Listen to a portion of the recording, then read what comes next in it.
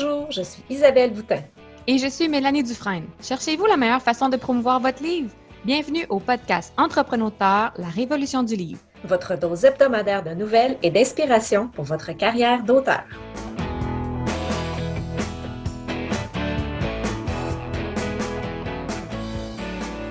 Bonjour et bienvenue à l'épisode 9. Isabelle, comment vas-tu? Hey, ça va super bien. Semaine plutôt tranquille au niveau de l'écriture, par contre. Là, je suis pas. J'ai pas recommencé rien de nouveau, puis je suis toujours avec mon livre en bêta lecture. Par contre, cette semaine, je me suis tournée de l'autre côté. Je fais de la bêta lecture pour quelqu'un d'autre. Alors, ça change le mal de place un peu, si on veut. Puis toi, comment ça va? Ça va bien. J'ai passé les 2 dernières semaines à faire des révisions pour le tome 2 de ma série de fantasy épique. Donc, je suis soulagée que ce soit fait. Il va me rester une dernière révision linguistique à faire. Et donc, ce matin, j'ai commencé un nouveau projet. Oh! Ça va être une préquelle pour la dite série. Parce OK. que tous les lecteurs, ou en tout cas massivement, m'ont demandé plus de détails sur un des événements de l'univers. Donc, dans cet univers-là, il y a eu une guerre plusieurs centaines d'années plus tôt, et donc tout ça reste assez nébuleux, mais on comprend qu'il y a eu un conflit entre deux cultures différentes, puis ça devient quand même assez charnière plus tard dans le récit. Alors, je travaille sur une nouvelle, une histoire courte, probablement entre 5 et 10 000 mots que je vais offrir aux abonnés de l'infolette, puis peut-être éventuellement là, plus largement là, mettre ça sur Amazon gratuitement. Donc, des beaux projets, un nouveau départ. C'est Ouais, excitant. c'est le fun, ça. Super. Ouais. Hey, mais on va pouvoir tout de suite passer à notre invité du jour. Cette semaine, tu as rencontré Dominique Bellavance. Est-ce que tu nous présentes ça, cette entrevue-là? Oui, donc Dominique est un auteur qui a fait sa marque au Québec. Donc, je pense que c'est un nom que pas mal tout le monde reconnaît dans la littérature de l'imaginaire. Puis, il y a aussi, depuis très, très longtemps, il offre des ressources pour les auteurs. Puis, récemment, il y avait des beaux ajouts. Donc, je trouvais ça très pertinent qu'ils viennent nous en parler. Super. On s'en va écouter ça.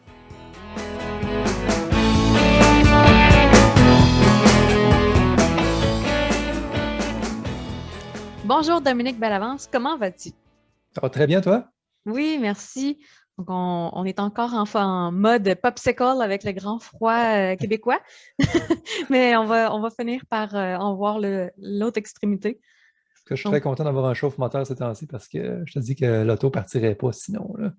la fait mienne, des- c'est plein ce matin. Ah ouais, ah. Non, non, j'aime l'été, je suis un gars d'été. Hmm. Donc, pour nos auditeurs qui ne te connaissent pas, pourrais-tu te présenter? Oui, mon nom c'est Dominique Bellavance, je suis un auteur avec quasiment 20 ans de métier en dessous de la cravate, là, comme c'est là. J'ai écrit plusieurs styles de romans. J'ai commencé avec la fantasy classique, j'ai fait de l'humour, de la science-fiction, puis ces temps-ci, je fais plus du roman noir, tu sais, thriller, horreur, des romans à choix multiples même. Dans la collection, un roman dont vous êtes la victime, qui s'inspire des livres dont vous êtes le héros qu'on lisait quand on était ado. Sinon, j'écris aussi des livres destinés aux auteurs en début de carrière, puis milieu de carrière aussi, là. Des guides, justement, j'en ai écrit un qui s'appelle Comment écrire plus, qui parle de gestion du temps. Il y en a un qui parle de promotion. Il y en a un qui parle de comment envoyer son manuscrit littéraire aux éditeurs. C'est que je fais les deux. Tu sais, je fais autant de la fiction que de l'accompagnement sous forme de livre pour les auteurs. Donc, ton parcours en édition, ça a été au niveau traditionnel pour tes romans, mais tu as été, je pense, publié de façon indépendante pour tes guides. Peux-tu nous parler un peu de ça? Oui, c'est ça. Moi, j'ai commencé en édition traditionnelle avec la maison d'édition Les Six Brumes pour Allegracia. Sinon, j'ai fait Québec-Amérique, Coup de tête, ADA, puis ses sous-groupes, là. Mais c'est vrai que pour les guides, moi, j'ai choisi l'auto-édition. J'ai aussi choisi l'auto-édition pour de la fiction. Ça a été expérimental, mais je suis revenu en arrière hein, parce que ça n'a pas marché aussi bien que je l'avais prévu, contrairement à mes guides qui fonctionnent quand même très bien, même quand ça fait 1 an ou 2 ans ou 3 ans qu'ils sont sortis. Là. Tu sais, je suis capable d'essayer de contrôler les ventes en contrôlant justement mon marketing, les publicités que je fais en ligne. Moi, je voulais faire l'auto-édition au départ parce que justement pour ça, ça te permet d'avoir des statistiques sur les ventes en temps réel. ce qu'on ne peut pas avoir en édition traditionnelle parce que souvent nos rapports de vente viennent un an après, puis les chèques ils viennent plusieurs mois après le rapport qui vient un an après. C'est long, là. C'est long avant on voit notre argent, mais on finit par l'avoir quand même. C'est juste qu'en auto-édition, mettons que je sors un livre, puis là, je fais une campagne Google Ads pour promouvoir le livre, je le sais le jour même ou durant la semaine si la campagne va marcher. C'était un peu ça au début que je voulais faire quand j'ai sorti mon premier livre qui parlait du manuscrit littéraire. Ben, je voulais monétiser mon blog qui parlait déjà de ce sujet-là. C'est que je voulais sortir un guide qui avait plus d'informations, plus de contenu. Mais je voulais aussi tester beaucoup de plateformes de marketing, justement comme Google Ads, Facebook Ads et le marketing organique aussi. Ça m'a permis de mesurer qu'est-ce qui marche, qu'est-ce qui ne marche pas et de réutiliser ces données-là pour l'édition traditionnelle, étant donné que je ne peux pas avoir de mesure en édition traditionnelle. Mais là, au début, j'avais fait un petit projet de 70 pages pour mesurer mes affaires, mais là, j'ai vu que ça marchait bien. Puis le monde en voulait d'autres. C'est que j'ai écrit d'autres livres aussi, plus costauds, plus complets. Là. Je ne savais pas que tu avais fait un projet de fiction indépendant. Donc, est-ce que tu penses que c'est les efforts de visibilité qui ont peut-être fait en sorte que ça ne marchait pas comme ceux en édition traditionnelle, du fait où la maison d'édition va mettre la main à la roue pour la promotion de tes romans? Ben, je pense que c'était juste un projet mal ciblé au commencement. Ah. Sur mon infolette, dans ce temps-là, j'avais peut-être 2000-2500 abonnés. Moi, je comptais beaucoup là-dessus pour lancer le livre. Tu sais, c'était un livre de fantasy en feuilleton. Des petits feuilletons de peut-être 35-40 000 mots qui se passaient dans le même univers qu'Allégracia, ma première série de fantasy. Je voulais utiliser une formule qu'on voit souvent dans le milieu anglo-saxon, là, de sortir le premier tome gratuit, puis les autres tomes, peut-être 2,99 à 4,99 en numérique. Puis je sortais aussi papier pour les accompagner.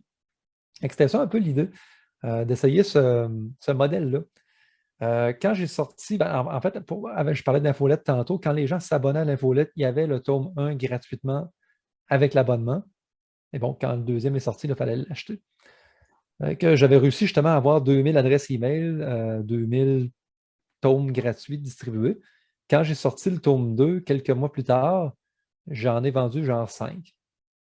Oh, c'est un Puis, gros taux de il y en a, décrochage. ouais, il y en a 3 là-dedans que c'est moi qui ai acheté pour tester les plateformes. Là. Ça fait que non, ça ne marchait pas. Là. Et ce Oups. que je me suis rendu compte beaucoup de temps plus tard, c'est que les gens qui s'abonnaient à mon infolette, ce n'est pas nécessairement des lecteurs de ce genre-là. C'est du monde qui s'abonnait à mon infolette pour avoir des trucs d'écriture, pour avoir des conseils et non pour lire ma fiction. C'est là que j'ai segmenté vraiment mes deux publics. Tu sais, j'ai mon public d'infolette qui sont des auteurs. Puis j'ai mon public ailleurs de l'infolette. Il y en a une couple qui sont des lecteurs dans l'infolette, mais essentiellement, c'est du monde qui veulent des trucs d'écriture. Fait qu'à eux autres, je leur offre juste des trucs d'écriture. Oui, je vais le dire quand un nouveau livre de fiction sort parce que je veux qu'ils sachent quand même, là, mais je ne vais pas insister là-dessus. Et c'est ça l'erreur que j'avais faite, c'est que j'ai pris ma liste qui était venue pour quelque chose, puis je leur ai offert quelque chose que ça ne les intéressait pas finalement. Parce que ce livre-là, que j'ai sorti en feuilleton, je l'ai arrêté. Je l'ai réédité chez ADA. Ça s'appelle maintenant Le silence de cette nuit. Fait que le tome 1, qui est comme divisé en 2 livres à l'intérieur, c'était mes 2 premiers tomes que j'avais auto-édités. Et chez ADA, ça a marché. Les autres, ils ont réussi à faire une grande diffusion. Ils étaient autant en librairie qu'au Walmart. Il peut aller dans la main de beaucoup de lecteurs, chose que je n'ai pas réussi à faire en auto-édition. Mais c'est ça, je pense que mon public dans l'auto-édition, c'est pas la même chose que mon segment traditionnel. Là. Ouais, tu avais comme contaminé tes deux lectorats, si on veut. Donc, les gens s'inscrivaient, mais pas pour le bonus. Donc, C'est ça. hein. C'est ça, parce que c'était comme 2 portes d'entrée à l'infolette qui donnaient 2 bonus différents. Mais après ça faisait une espèce d'entonnoir vers une seule infolette qui était pour tout le monde. Il aurait fallu que j'aie 2 infolettes distinctes, je pense. Une pour les auteurs, puis une autre pour les lecteurs de fiction. C'est que je suis revenu à une infolette d'auteur. Je n'ai pas créé d'infolette pour la fiction. À la place, je vais plus utiliser mes pages comme Facebook, mes réseaux traditionnels, réseaux sociaux là, pour ce public-là. Je sais aussi que tu as un de tes plus vieux titres que tu as réédité aussi, je pense, le Spamville. Oui, c'est vrai. Il était sorti en 2016 aux éditions Porte-Bonheur. Puis le livre a vécu 1 an sur les tablettes des librairies parce que la maison d'édition, après ça, elle a fermé ses portes. Je trouvais ça de valeur parce que j'aimais beaucoup ce livre-là. C'était un livre risqué. Ça, je le savais en l'écrivant, puis mon éditeur l'avait compris parce que c'est un humour particulier. C'est un livre d'humour, puis il n'y en a pas tant que ça, des livres d'humour sur le marché. C'est une enquête policière, il y a une espèce de magie étrange là-dedans aussi. Fait que juste en librairie, les libraires ne savaient pas où le mettre parce que c'est genre 3-4 genres mixés en un. Puis en tout cas, c'est ça. Il n'y avait pas, c'est pas arrivé dans beaucoup de mains quand je l'ai sorti. C'est que mon but en l'auto-éditant, ça ne me dérangeait pas que ça ne fasse pas un succès. OK, moi, tout ce que je voulais faire, c'est je voulais prendre le livre et le rendre disponible à nouveau parce qu'il y a plein de monde qui lisait mes autres livres. Ils lisaient mes romans On vous êtes la victime, ils lisaient Le silence de cette nuit, puis ils voyaient dans mon historique, hey, il a publié Bienvenue à Spamville, puis ils ne réussissaient pas à le trouver. Fait que moi, mon but, c'était de le rééditer. Je prenais, dans le fond, la mise en page qui avait déjà été faite, puis je l'ai refaite dans un nouveau document parce que je ne peux pas prendre la mise en page de la maison d'édition. Il aurait fallu que je l'achète. Mais la correction avait tout été faite. Il restait juste à refaire une nouvelle page couverture, refaire la mise en page. Pour moi, c'était une journée de job. C'est que pour une journée de job, ben, je rendais un livre qui était indisponible, je le rendais disponible. Fait que j'en ai vendu peut-être une poignée le jour même, mais ce qui est intéressant pour moi, c'est que j'en commande des boîtes. Puis quand je fais des événements comme la caravane littéraire ou des salons, ce qu'on appelle les salons clandestins, là, qu'on organise dans les érablières durant l'été, ben, j'apporte des copies de Bienvenue à Spamville, puis je réussis à en vendre quand même quelques-uns. Non, je ne me rends pas riche avec ça, mais moi, je me dis toujours, c'était une journée de job. Ouais, c'est un Il était service, déjà écrit, là. c'est un fan service, comme on dit en bon français. Ah, OK, je ne connaissais pas le terme, mais oui, on pourrait dire que c'est ça. Puis là, il faut dire pour nos auditeurs, dans le fond, que tu as un background en design, je crois. Tu as une formation comme graphiste, c'est ça? Pas en graphisme spécifiquement, mais ça ressemble un peu. J'ai étudié en technique d'intégration multimédia au Cégep Sainte-Foy. Puis il y a un volet graphisme. Mais ce qu'on fait là-bas, c'est qu'on, je ne sais pas si tu connais un peu les termes de role-playing, là, on devient un peu des bardes du multimédia. Tu sais, on est bon dans tout, mais on est expert dans rien. Mm. C'est que tu sais, là-bas, on apprend à faire de la vidéo, du son, du graphisme, de la programmation. C'est le fun parce qu'après ça, tu sors de là et tu connais toutes ces affaires-là. Fait que moi, quand je fais mon site web, ben, tu sais, si j'ai envie d'ajouter une extension, je peux le programmer. Je peux faire du graphisme. Puis justement, ça me permet de connaître Photoshop et ses dérivés. Fait que quand vient le temps de faire une page couverture, ben, je n'ai pas besoin d'engager quelqu'un pour la faire. Tu sais, je peux la faire. Ce ne sera pas la même qualité de travail qu'il y aurait chez un graphiste professionnel avec 20 ans de métier. Mais je pense que, ben honnêtement, ça fait la job quand même, là. Mais je suis un gars aussi qui aime beaucoup apprendre. En ayant fait cette technique-là, ça m'a donné des bases dans plein de milieux. Mais après ça, mettons comme la vidéo. L'année passée, je voulais recommencer à faire de la vidéo. C'est que je me suis acheté un logiciel. J'ai suivi des formations, j'ai regardé des congrès de production vidéo. Mais comme j'avais la base, j'ai pu continuer là-dedans sans nécessairement commencer de rien. Quand tu commences de rien, c'est là que c'est tough. Mais si tu as une base, on dirait que ça va beaucoup améliorer le processus. Ça rend tout plus facile. Ah, puis tu es autonome, donc tu n'as pas besoin d'attendre après des sous-traitants ou des collaborateurs pour réussir à parcourir les étapes. Comme tu disais, Spamville, ça a été l'histoire d'une journée, puis c'était prêt, là. Donc, Ouais. ça ne te retardait pas sur des autres projets. Exactement. Moi, le seul pigiste avec lequel je ne pourrais pas me séparer, c'est la révision linguistique. Et la direction littéraire, si j'avais à en faire, parce que ça prend un œil extérieur, absolument. Si on n'a pas cet œil-là, on est trop proche de notre texte, puis les fautes, on ne les voit pas, les erreurs dans le texte, on ne les voit pas. Ouais. Ça, je vais toujours engager du monde à l'externe pour faire ça, mais tout le reste, mise en page, graphisme, je suis capable de me débrouiller avec ça. Oui, ça réduit les délais, ça réduit les frais, beaucoup aussi. Mais là, je sais que c'est un podcast et qu'il y a du monde qui nous écoute. Sûrement que tu l'as déjà dit à tes auditeurs, mais si vous n'êtes pas graphiste, votre page couverture, ne la faites pas vous-même parce que ça paraît souvent. Ouais. Surtout quand les pages couverture, ils ont du Comic Sans dessus, puis des couleurs qui ne matchent pas. Là. Moi, je t'avoue que je fais souvent mes visuels promotionnels par moi-même, avec Canva, BookBrush, des outils comme ça. Sinon, je plaide coupable. J'ai fait des couvertures, mais généralement, c'est pour mes bonus ou des nouvelles que j'offre à mes abonnés de l'infolette. Donc, ce n'est pas nécessairement des choses qui vont être distribuées largement. Là, donc, c'est plus restreint. Donc, je pense que les gens sont peut-être un peu plus permissifs au niveau de la qualité, mais toutes mes autres couvertures, c'est effectivement c'est fait par des graphistes. Ils savent ce qu'ils font. Parce que c'est ça, pour le matériel bonus, il n'y a aucun problème là-dedans. Puis les gens, ils savent de toute façon parce que ce n'est pas destiné à être vendu de toute façon. C'est juste que quand tu fais affaire avec un graphiste professionnel, oui, ça coûte plus cher, mais c'est un investissement. Parce que les gens, ils achètent les livres pour leur couverture. Puis ceux-là qui ne me croient pas, là, je pense que toutes les études qui ont été faites, les sondages sur les gens ont toutes démontré que la couverture, c'est un gros argument de vente. En plus, ça informe le lecteur sur le genre littéraire de ton livre. Mm. Bien plus que le titre, le résumé, tout ça, c'est la couverture va t'indiquer c'est quoi, si elle est bien faite. Fait que si la couverture est bien faite, si tu t'investis là-dedans, l'argent que tu payes, tu vas le récupérer en vente. Ouais. C'est certain. Donc, tu es quand même assez polyvalent. Puis le marketing ne semble pas avoir beaucoup de secrets pour toi. Mais comment tu vois ça? C'est un mal nécessaire? C'est un plaisir, un défi? C'est les trois. Euh, je dirais mal nécessaire parce que si un auteur, surtout un auto-édité, lance un livre, puis il s'attend qu'il fasse son chemin tout seul, là, c'est comme lancer une bouteille à la mer, là, puis se dire, bon, mais j'espère que quelqu'un va ramasser. Il y a des chances que oui, mais il y a de bonnes chances que non, parce que des livres, il y en a un paquet.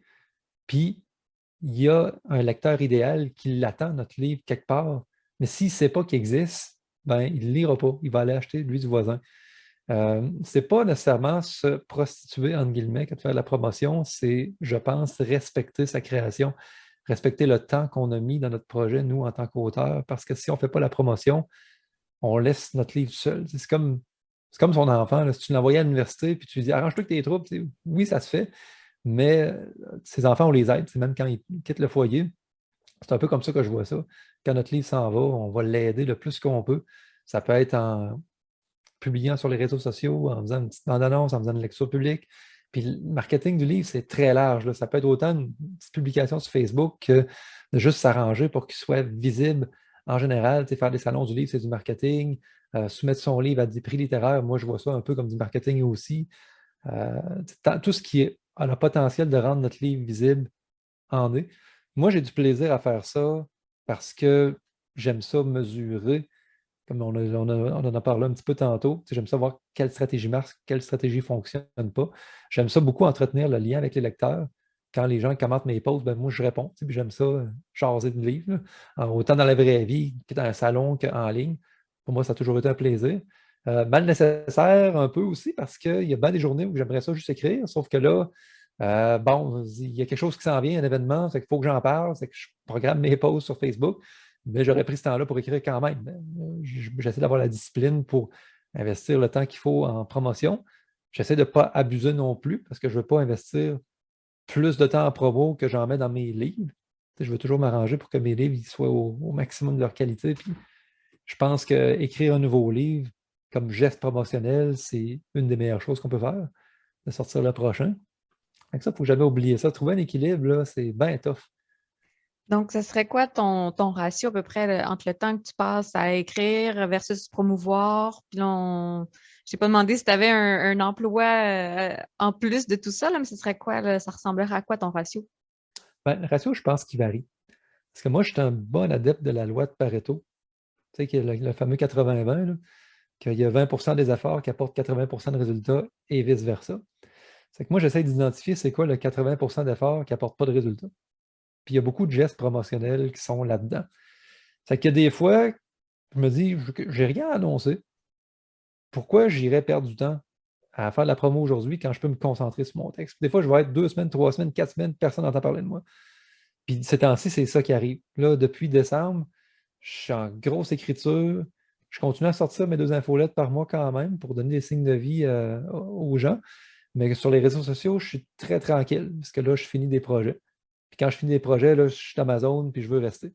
Mais quand mes projets vont finir, que je les lance, ça s'en vient là, dans un mois, là, on commence à parler du prochain projet qui va sortir. Puis on a une petite campagne de prévu. Ben là, j'étais quasiment à 5-10 de temps consacré au marketing. Quand on va être dans le 2 semaines de pré-campagne, là, ça va être 50-50 ou peut-être 80-20. 80 marketing puis 20 écriture. Parce que c'est là, c'est le temps de donner un coup. Là. C'est là que c'est payant. Puis quand je dis payant, ce n'est pas en argent, c'est payant en résultat. Mais après ça, quand la poussière va redescendre, je vais retomber en écriture. C'est que non, il n'y a pas un ratio fixe, je dirais. C'est toujours de savoir dans le temps, aujourd'hui, ça vaut la peine que je m'engage là-dedans. Puis si c'est juste pour envoyer un autre post sur Twitter, hey, achetez mon livre, ben non, j'ai d'autres choses à faire que ça. Puis personne n'a jamais acheté de livre avec un post standard comme ça, là. Un de tes guides que tu as publié, c'est 100 trucs pour vendre son livre. Donc, peux-tu nous dire lesquels, toi, tu appliques? Donc, c'est quoi tes canaux de promotion préférés? Ben, dans 100 trucs pour promouvoir vos romans, c'est tous des trucs que j'ai déjà essayés et que j'ai jamais rien mis là-dedans. Moi, je ne suis pas un remixeur, là. Tu sais, des fois, il y a des auteurs qui vont comme lire 10 livres sur la promo, puis ils vont écrire un autre livre juste avec les conseils qu'ils ont lus ailleurs. Tu sais, oui, je me suis inspiré de ce que j'ai lu, mais tout ce qu'il y a là-dedans, je l'ai testé. Il y en a que, puis tu sais, c'est drôle parce que je classe mes trucs comme dans le guide Michelin avec des étoiles, là. Il y a des trucs qui sont 1 étoile, puis il y a des trucs qui sont 3 étoiles. Pourquoi j'ai mis quand même les trucs 1 étoile? C'est parce que souvent, les 1 étoile, ils ont des résultats un peu moins importants que les gros trucs, mais souvent, ils sont faciles à mettre en application. Fait que c'est pour ça que j'ai mis pareil, alors que les 3 étoiles, souvent, ils ont des gros résultats, mais ils demandent beaucoup d'efforts, puis des fois de l'argent. C'est que puis je donne des trucs justement qui nécessitent des dépenses. Ça fait partie de la vie des fois. Moi, mes canaux préférés, écoute, je suis un fervent prêcheur pour l'infolette. Moi, je trouve que c'est un des canaux idéaux à avoir, numéro un, parce que ça nous appartient. La page Facebook qu'on a, tu as beau avoir 30 000 abonnés. Si tu publiais une photo, écoute, je connais quelqu'un qui a publié sur Marketplace, sur Facebook, OK, la couverture de Maléficium de Martine Desjardins pour le vendre à des particuliers. OK? Puis ça, c'est publié chez Alto. Puis sur la couverture, il y a une peinture avec une femme au torse nu. Elle s'est fait fermer son compte demain, sans aucune possibilité de rappel. Fait que si jamais ça nous arrive, ben notre page qui a 30 000 abonnés, c'est fini. Fait que c'est Mark Zuckerberg qui a le contrôle entier sur ce qu'on fait. C'est juste un lot de terre qu'on emprunte.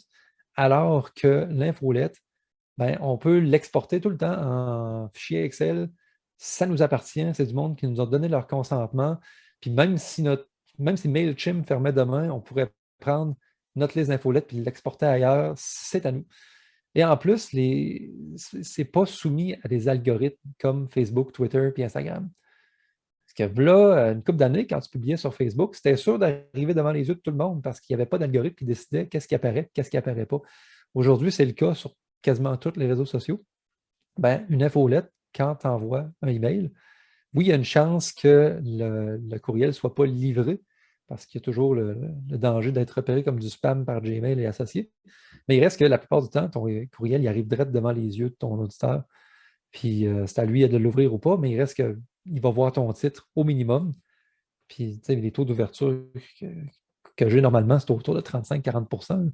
Alors que sur Facebook, j'ai 3500 abonnés, je vais faire un post, puis peut-être 200 personnes qui vont le voir.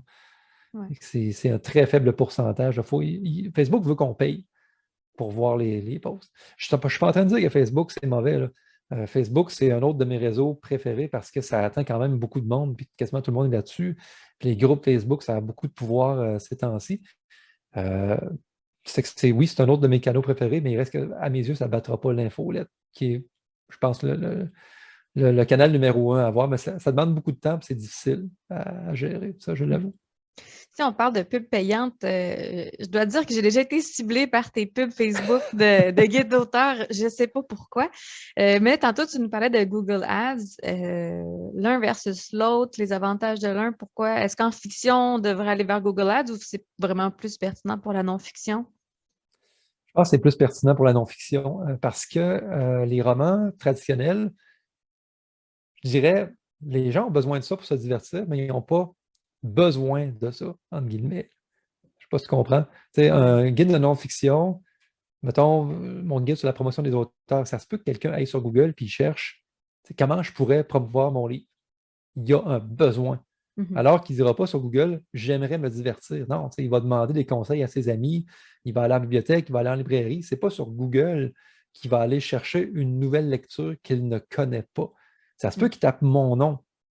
Mais s'il tape mon nom, il va arriver sur mon site. Anyway, s'il tape le nom de ma série, mais pour découvrir une nouvelle série, je pense que Google Ads, ce n'est pas la place pour avoir des résultats. Mais pour la non-fiction, par exemple, ça, je suis d'accord.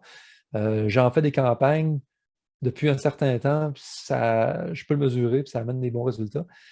Facebook, Ça, c'est différent un petit peu. Parce que sur Facebook, tu peux avoir du visuel, alors que sur Google, tu n'en as pas vraiment, à moins que tu fasses une campagne display, mais ça coûte un bras, puis c'est pas pour nous autres, ça coûte trop cher. Mais sur Facebook, mettons que tu mets ta couverture de livre en visuel, tu peux dire Hey, premier chapitre gratuit sur mon site. Tu sais, il y a moyen de faire une offre intéressante, surtout que sur Google, tu vas cibler la plupart du temps des mots-clés. Fait qu'il faut que les gens cherchent quelque chose pour que ta pub apparaisse. Alors que sur Facebook, tu peux cibler des catégories de personnes, des champs d'intérêt. C'est que tu peux dire, si tu écris quelque chose, un roman d'horreur, tu peux dire, je vais cibler les fans de Stephen King ou les fans de Nick Cutter ou tous ces auteurs qui écrivent du thriller ou des romans noirs. Donc là, tu as déjà une indication que la personne est peut-être intéressée par ton livre, ce qui fait en sorte que le ciblage est assez puissant sur Facebook. Fait que oui, ça peut marcher un petit peu plus, mais il reste qu'en ayant comparé les deux, les guides, pour moi, en tout cas, les guides ont toujours mieux fonctionné, étant donné que ça répond à un besoin précis. Là. Donc, en plus du guide, tu offres des articles de blog, tu as justement ton infolette aussi, les 3 guides. Qu'est-ce qui t'a poussé à offrir de la formation aux auteurs? Ben, j'ai commencé hier à faire de la formation. Précisément, là, j'ai ouvert une plateforme de réservation pour du coaching en ligne via Zoom. Ça fait longtemps que je voulais faire ça. Je pensais à faire des formations préenregistrées, mais je vais attendre avant de réaliser ça, d'avoir donné les formations une couple de fois pendant plusieurs mois pour être capable de cibler les besoins, être capable de savoir c'est quoi le ton que les gens recherchent. Là. Je vais un peu évaluer le marché avant de faire ça.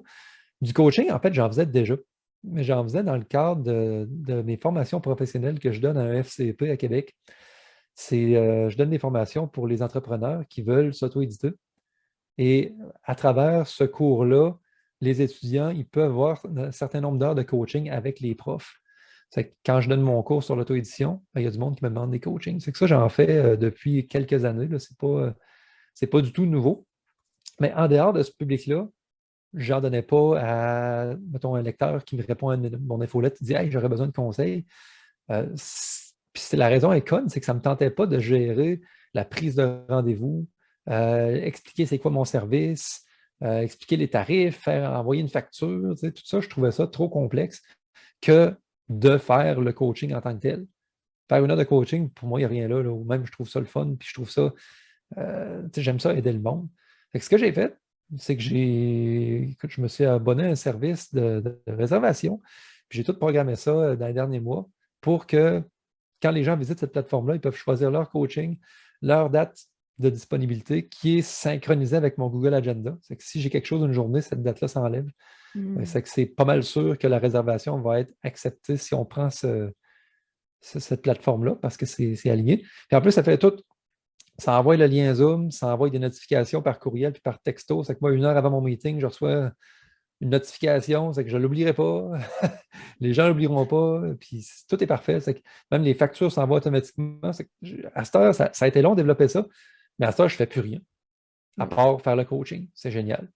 C'est que ça m'a permis d'en faire, vu que j'ai plus le côté gestion dans les pattes. Et ce temps-là de gestion que je n'ai pas à faire, ben, je le fais en écriture à la place. C'est beaucoup plus rentable pour moi. Puis,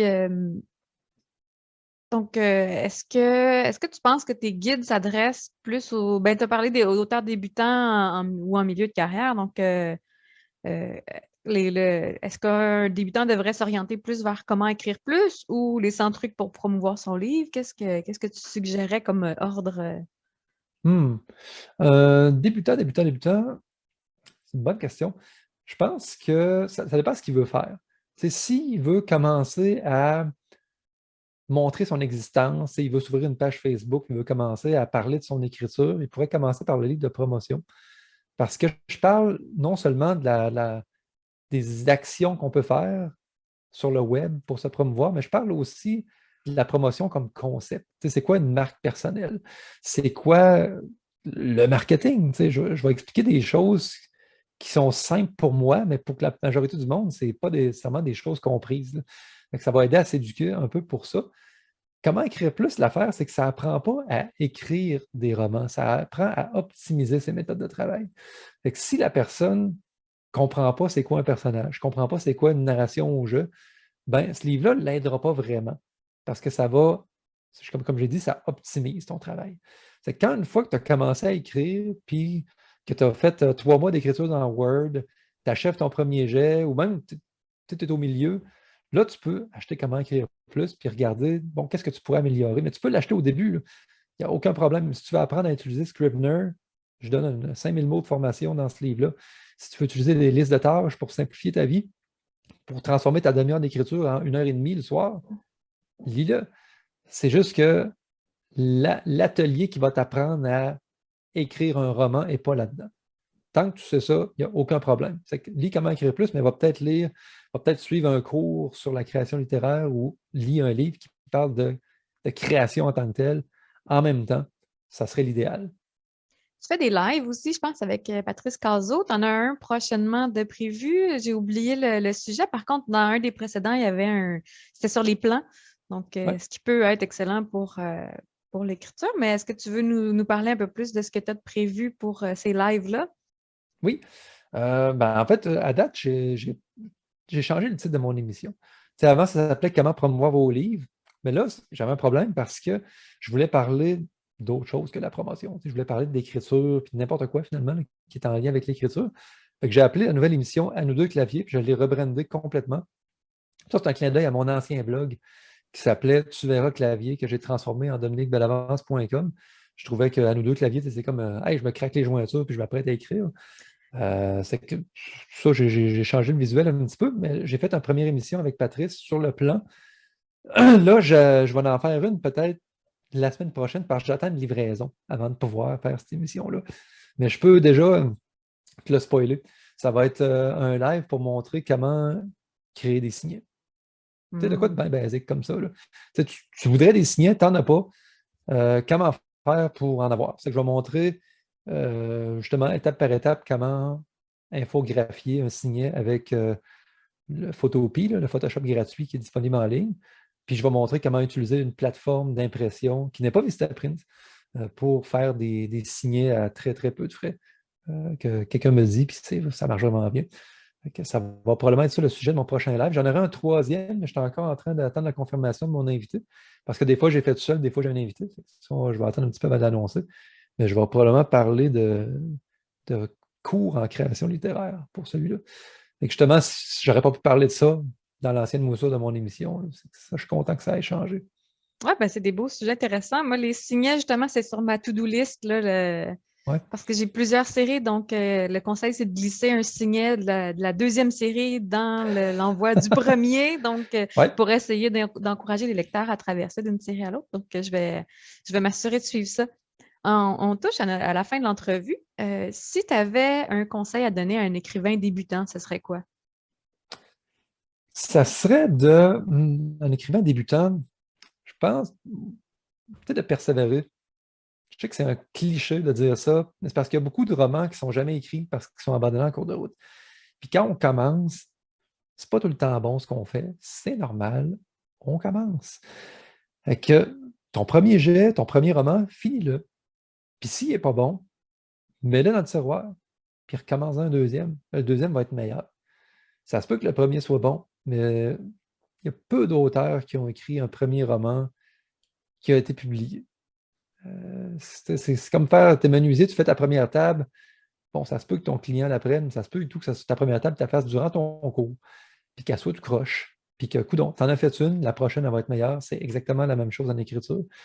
Fait que juste de ne pas se décourager. Je dirais aussi de s'informer le plus possible, de lire sur l'écriture, de lire les blogs, de s'abonner à des infolettes qui parlent du métier, qui parlent de l'art et de pas juste s'intéresser à une seule forme d'enseignement ou un seul genre littéraire. Tu sais.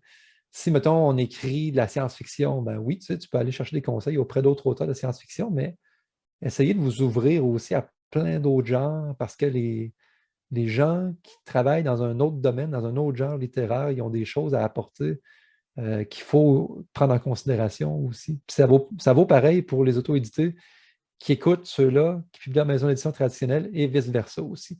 Parce que les auto-édités, ils ont des trucs que ceux-là qui publient en maison d'édition traditionnelle ne veulent pas faire, ils ne veulent pas écouter.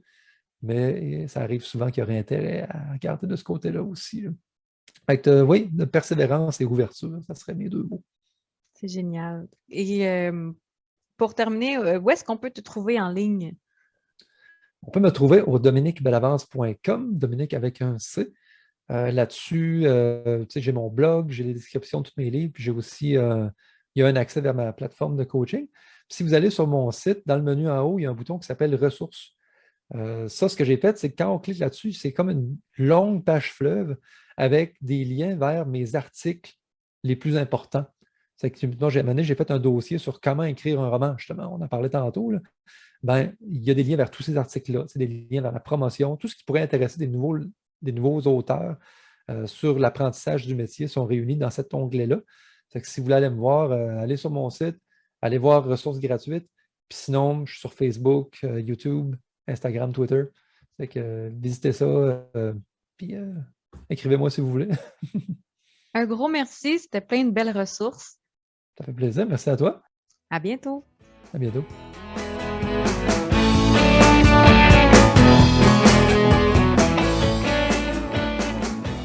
Merci beaucoup, Dominique, pour cette belle entrevue.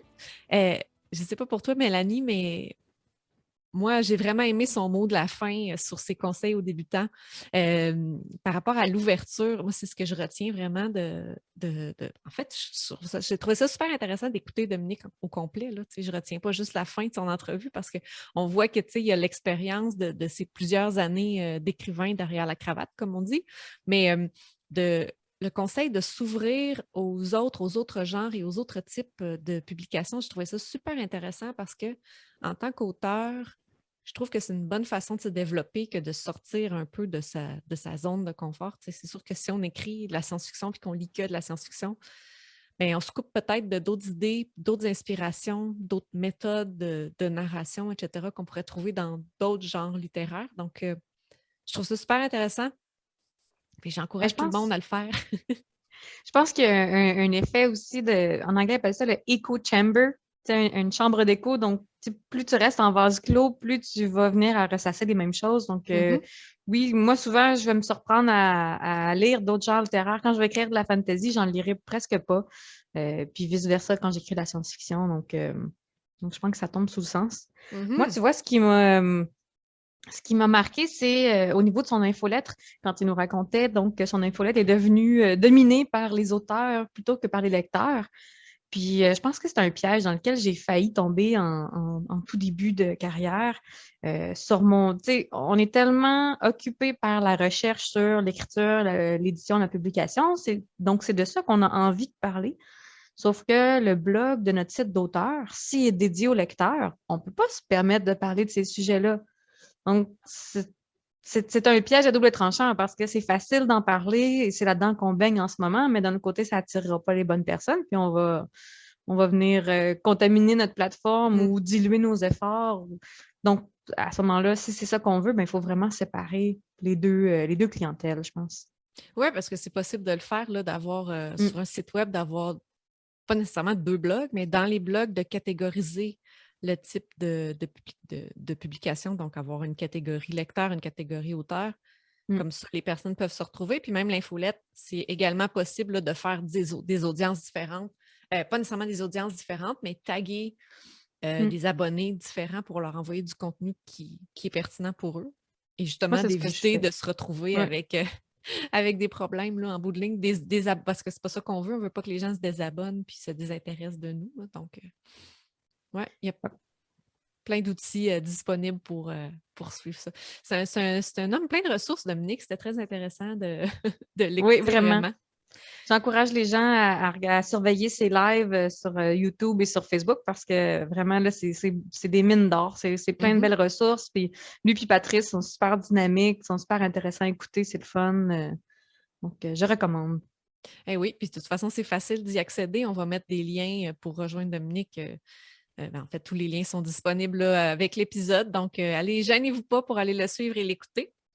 Et on vous souhaite de faire ça cette semaine en attendant notre prochain épisode. Tiens, faisons ça. Bonne semaine. Bonne semaine. À bientôt.